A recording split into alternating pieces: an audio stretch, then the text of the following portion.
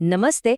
चलिए आज एक छोटे से वायरल वीडियो को ना डिकोड करते हैं। देखते हैं कि सिर्फ 15 सेकंड में आखिर ऐसा क्या होता है, क्या जादू है कि कोई वीडियो इतना मजेदार और शेयर करने लायक बन जाता है। तो वो कौन से सीक्रेट इंग्रेडिएंट्स हैं जो 15 सेकंड के एक स्केच को वायरल कर देते हैं?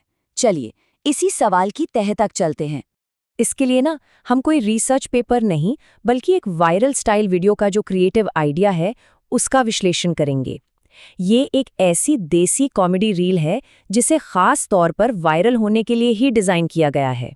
ओके, तो अब इसमें थोड़ा डीप डाइव करते हैं। इसकी बनावट को समझने के लिए ना हम इस रील को scene by scene break down करेंगे, बिल्कुल एक कहानी की तरह, जिसके 3 एक्ट होते हैं। तो कहानी का पहला एक्ट, इसमें एक ऐसा सीन दिखाया जाता है जिससे हम सब फौरन कनेक्ट कर जाते हैं। ये है एक भरोसेमंद सेटअप। वीडियो की शुरुआत होती है इस खुशी भरी लाइन से, एक बहुत ही पॉजिटिव और जानी पहचानी फीलिंग। अरे भाई, अच्छा खाना किसे पसंद नहीं। बस यहीं पर देखने वाले का ध्यान खिंच जाता है। और यही छोटी छोटी विजुअल चीजें कनेक्शन बनाती हैं। टेक अवे बॉक्स, एक छोटा सा हैप्पी डांस, कैमरे को थम्स अप, ये सब मिलकर खाने की उस आम सी खुशी को दिखाते हैं जिससे हम सभी रिलेट कर पाते हैं। और यहीं कहानी का असली बेस तैयार होता है। एक बड़ा कॉन्ट्रडिक्शन, एक तरफ है चाइनीज खाने से मिलने वाली खुशी और दूसरी तरफ है उससे बिल्कुल उल्टा एक्सपीरियंस। यहीं से अगले सीन के लिए स्टेज सेट हो जाता है। अब आता है दूसरा सीन, जहां कहानी एकदम यू टर्न ले लेती है। यहां उम्मीदों में एक अचानक बदलाव आता है और इसी बदलाव से कॉमेडी पैदा होती है।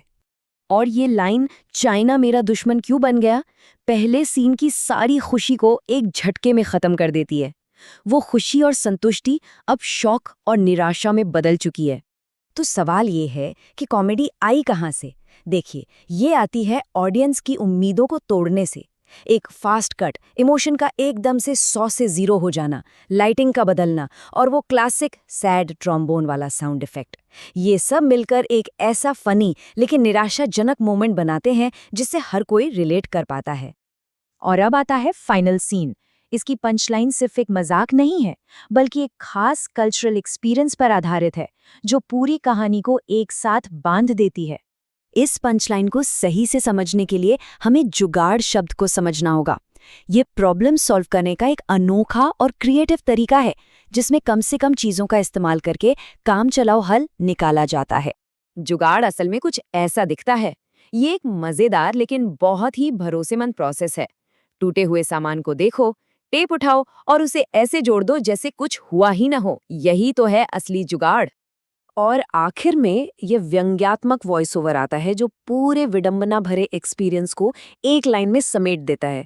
यही इस वीडियो की असली, गहरी और कल्चर से जुड़ी हुई पंचलाइन है।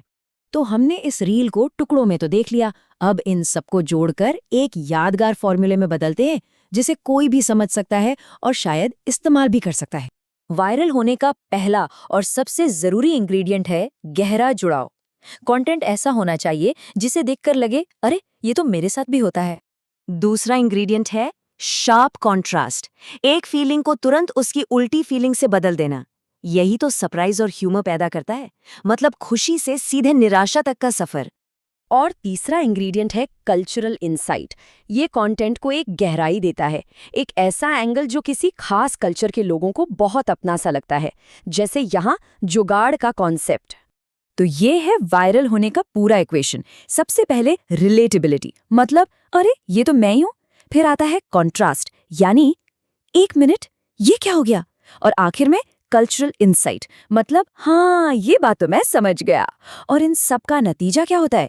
एक ऐसा मोमेंट जिसे लोग शेयर किए बिना रह ही नहीं सकते। तो अब जरा बड़ी पिक्चर पर नजर डालते हैं। ये सिर्फ एक कॉमेडी रील के विश्लेषण से कहीं ज्यादा है। इसका एक बड़ा मतलब भी है।